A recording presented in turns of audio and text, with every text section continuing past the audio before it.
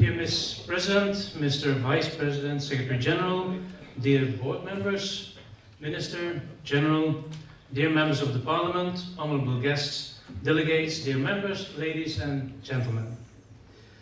I would like to start by expressing my gratitude to the Non-Commissioned Officer Association of the Cyprus Army for the invitation and for the chance to address such a distinguished audience. Please permit me to introduce the European Organization of Military Associations to those who are not yet familiar with us. I have the honor to be the president of EUROMIL, an umbrella organization of 38 national military associations and unions, and EUROMIL promotes the social and professional interest of military personnel of all ranks in Europe. Stretching across 23 European countries, EUROMIL is the main Europe-wide forum for the cooperation among professional military associations on issues of common concern. EUROMIL, moreover, strives to secure and advance the human rights, fundamental freedoms, and social professional interests of soldiers at European level. What can EUROMIL do and what can it not do for you? While the question seems to be simple enough, any answer will not be as straightforward as it may be desired. As main Europe-wide forum, one of our main tasks is to facilitate exchange of information, experiences, and best practice among our member associations. This entails that member associations are encouraged to support each other in a spirit of mutual solidarity. And in order to secure and advance the human rights, fundamental freedoms, and social professional interests of soldiers, EUROMIL makes every effort to monitor and intervene in multinational debates at European level and to promote the above mentioned through advocacy and awareness training. This happens mainly by acquiring contacts with members of the European institutions, alliances, and influential persons by attending and participating regularly in committee meetings in the European Parliament, as well as other seminars, lectures, workshops, debates relevant to our members. Regularly, we welcome members of the European Parliament, national politicians, high-ranking military leaders to our biannual presidium meetings. And furthermore, EUROMIL organized meetings with relevant national and European politicians and representatives of our member associations. We raise awareness towards EUROMIL's demands for international missions, such as a common soldier statute, including a harmonization of social standards, common rules of engagement, and this through our recommendations for armed forces in times of multinational crisis management and peacekeeping missions. Besides, EUROMIL has participatory status at the Council of Europe, and in 2014 we have been granted a special consultative status at the United Nations Economic and Social Council. EUROMIL also upheld contact with the Organization for Security and Cooperation in Europe, the OSCE, and particularly with the OSCE Office for Democratic Institutions and Human Rights, ODIHR. EUROMIL is an observer at the NATO Parliamentary Assembly and collaborates with the Center for Democratic Control of the Armed Forces, the DCAF Center in Geneva. EUROMIL is the only non-governmental organization being part of the International Conference of Ombuds Institutions of the Armed Forces, ECOAF, which will meet this year for the 8th time.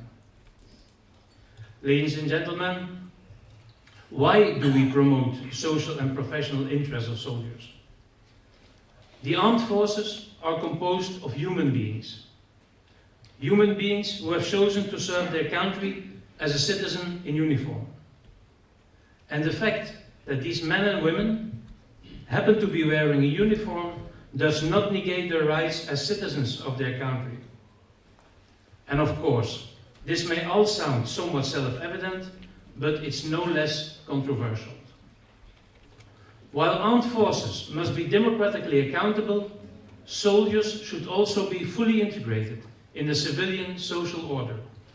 The individual soldier should have a clear and obvious stake in democracy. Service personnel, moreover, should be seen as highly skilled employees, workers, similar to police and firemen, ready to risk health and life in order to do their duty. And as such, soldiers ought to legitimately influence and affect the social and professional conditions in the armed forces. The fundamental premise of influence is the freedom of association and the right to collectively represent, through consultation and negotiation, common grievances. Here, in Cyprus, soldiers are represented by 3 military associations, which are all members of EUROMIL. The Non-Commissioned Officer Association of the Cyprus Army joined EUROMIL in 2010. And with this, the fundamental requirements for the professional representation of Cypriot soldiers, they are met.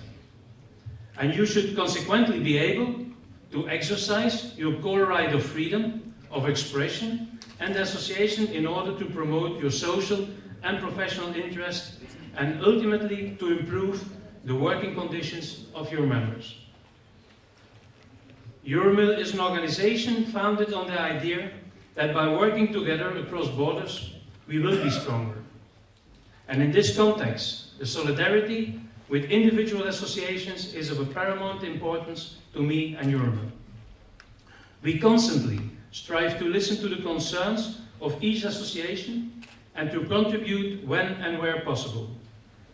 What cannot be achieved by the individual association can sometimes be accomplished collectively.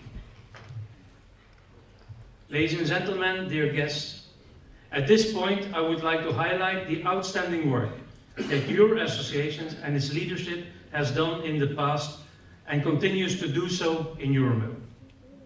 Your active participation at our work and the good relationship with many other European member associations made the Non-Commissioned Officer Association of the Cyprus Army in a short time a well-respected and above all a reliable partner.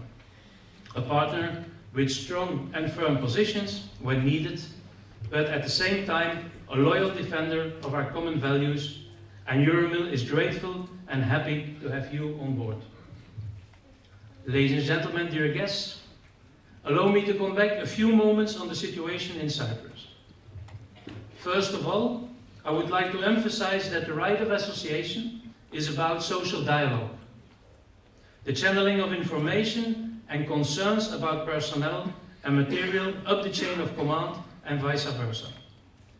And as such, military associations should and are a valuable cooperation partner for military authorities. Institutionalizing social dialogue thereby actively seeks to solve issues before they start to affect discipline and motivation. Hence, military associations contribute to a more caring and attractive, attentive organization, boosting loyalty among the rank and file. And therefore, stakeholders should make all efforts to establish personal contacts in order to exchange information and share experience. And if governments, military leadership, and military associations are willing to act in an atmosphere of trust, there is no need to limit the freedom of speech or expression in public for those who represent military personnel. And also in this case, EUROMIL is of the opinion that some limitations are acceptable. For example, declarations on operational matters. But a blanket ban of the freedom of speech or expression is not wanted and not needed. And as part of the restructuring and rationalization process, national armed forces all over Europe are cutting numbers in increasingly emphasizing volunteer recruitment. And therefore, recruiting young citizens and tie them to the armed forces are essential strategic tasks. And as a consequence, the military is now competing to attract men and women directly from the civilian labor market, meaning that the armed forces, in order to successfully fill its ranks, must position itself as a modern and attractive workplace to be competitive on the labor market. And moreover, it's commensurate with my understanding of modern armed forces that a career in the military must be as predictable for the individual soldier as any other professional career for other workers. A safe working environment, including regulated working times and the social security of, among other provisions, a fair and just pension system for all ranks, starting immediately after their end of service, should be of common use in modern armed forces. And even if EUROMIL is of the opinion that military personnel are citizens in uniform, we understand that it's not always evident to implement a certain number of European directives, such as, for example, the Working Time Directive. However, the latter has been drawn up in a way that member states can have a flexible implementation of the stipulated principles. It even gives the possibility to take specific measures for the armed forces.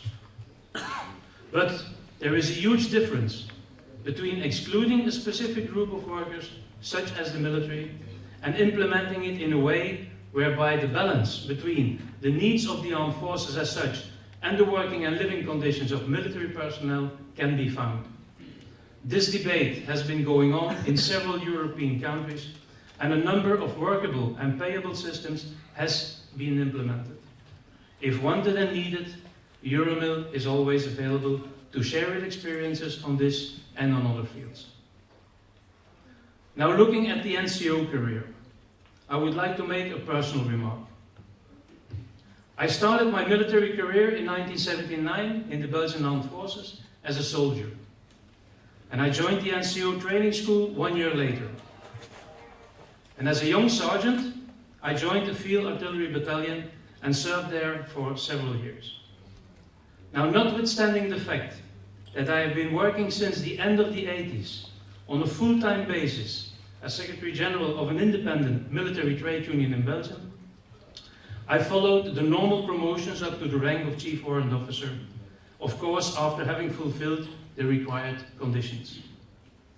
It's my firm belief that a strong and well-motivated NCO corps is a benefit for the armed forces. Also, Cypriot NCOs should be entitled to develop a full career, comparable with most of the European colleagues. The non-commissioned officer corps is often referred to as the backbone of the armed forces, as they are often the primary and most visible leaders for most military personnel. Nowadays, NCO training and education typically include leadership and management, as well as service-specific and combat training.